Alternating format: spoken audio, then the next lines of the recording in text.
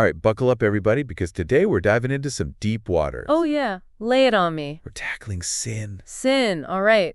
I'm intrigued. But not just sin in general, you know? Right. We're talking about sin after salvation. Ah, okay. So that whole debate about once you're saved, can you still, Exactly. Can you mess up and still be good with God? Yeah, that's a question I've wrestled with myself, actually. Me too.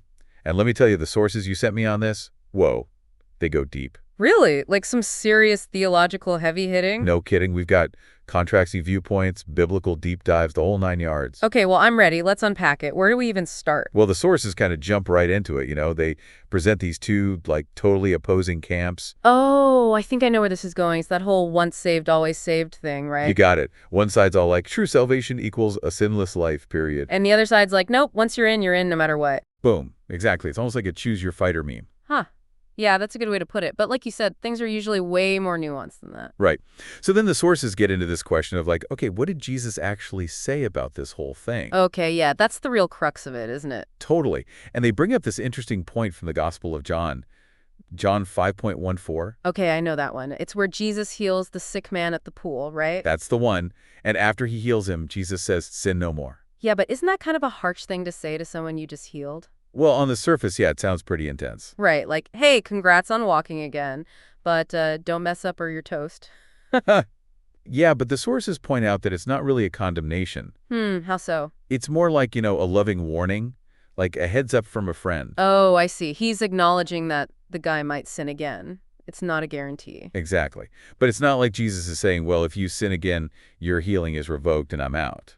Right. That makes a lot more sense in context. It does. And that brings us to this big, huge idea of the security of salvation. Remember that verse in John 10.2829? Oh, yeah. No one can snatch them out of my hand. Pretty powerful stuff. Right. It's like this incredible promise of security and unwavering love. It's super comforting. It really is. It gives you this feeling of safety, like you're anchored to something solid. Totally. But then the sources throw us a curveball. I don't like the sound of that. What's the curveball? They bring up Paul, specifically Galatians 6.7-8. Do not be deceived. God is not mocked. For whatever a man sows, that he will also reap. Yep, that's the one. Ooh, that's a heavy hitter.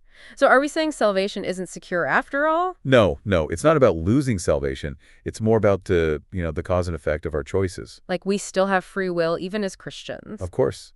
And with that free will come, well, consequences. So even though our eternal fate is secure, our actions here and now still matter.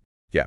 Think of it as a farmer planting seeds. You plant corn, you get corn. You plant beans, you get beans. Okay, that makes sense. You can't just plant poison ivy and expect roses to bloom. Exactly.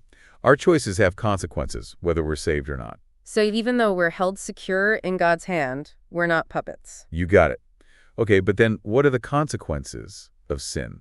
Especially for believers, because the sources lay out a few different types. Right, and I think this is where people get really tripped up, because they think, if I'm saved, God will just magically protect me from all bad things. Yeah, kind of like a divine force field. Exactly, but that's not quite how it works. So spill the beans. What are these consequences the sources talk about? Well, first, there's the kind we all experience, saved or not. The earthly consequences. Okay, that makes sense. Like if you lie, you might lose someone's trust. Exactly. Or, if you cheat, you might wreck your relationship.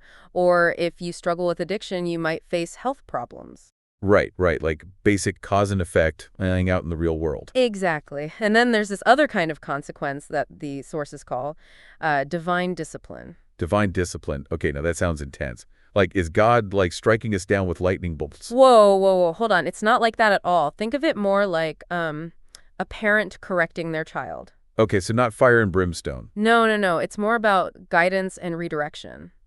Interesting. So, how does that work? Well, the source pulls from Hebrews 12.6, I think it is, where it says that, God disciplines those he loves. Oh, yeah, I've heard that verse before. And it's so important to understand that this discipline isn't punishment. It's not about God being angry or vengeful. Okay, so it's more like tough love. Yeah, exactly. It's God stepping in to say, hey, this path you're on, it's not leading you where you need to go. Let me nudge you back in the right direction. So it's for our own good, ultimately. Precisely. And sometimes, that nudge might feel uncomfortable or even painful.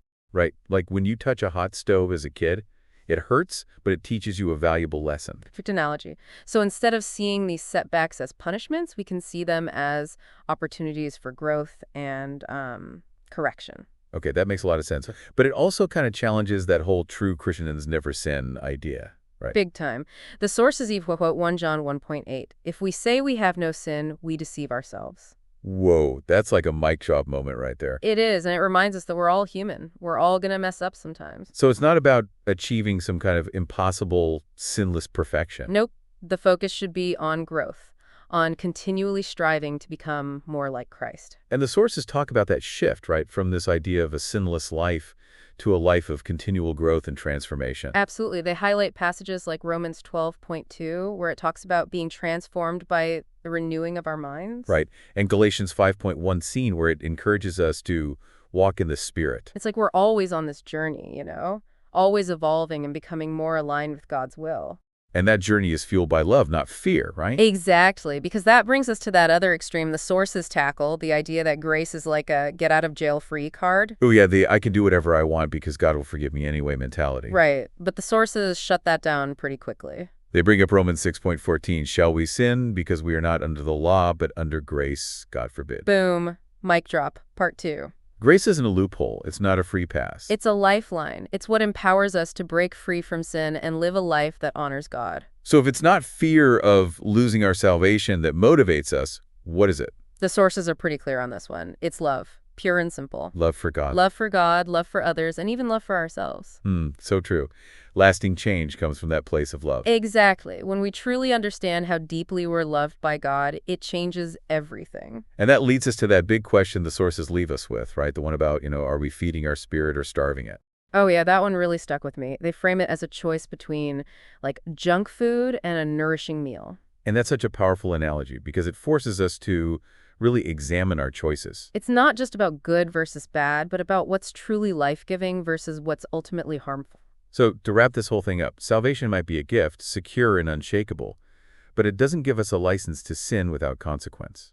Because sin always has consequences, both for ourselves and for others. But there's hope in knowing that God's grace is always there to pick us up when we stumble, to guide us back onto the path of growth and transformation. Like we're all on this lifelong journey of becoming more like Christ. It's not a destination, it's a process. And as we wrap up this deep dive, here's something to ponder.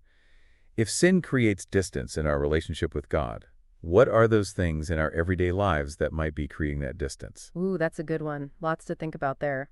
Maybe even a topic for a future deep dive, who knows? I'd listen to that. Me too. Until next time, folks, keep those brains churning. And those hearts open. Absolutely. All right, I'm ready for a snack now. All this talk about junk food and nourishing meals has got me thinking. Me too. Let's go grab something healthy, or maybe a little bit of both. Sound like a plan? All right, see ya. See ya.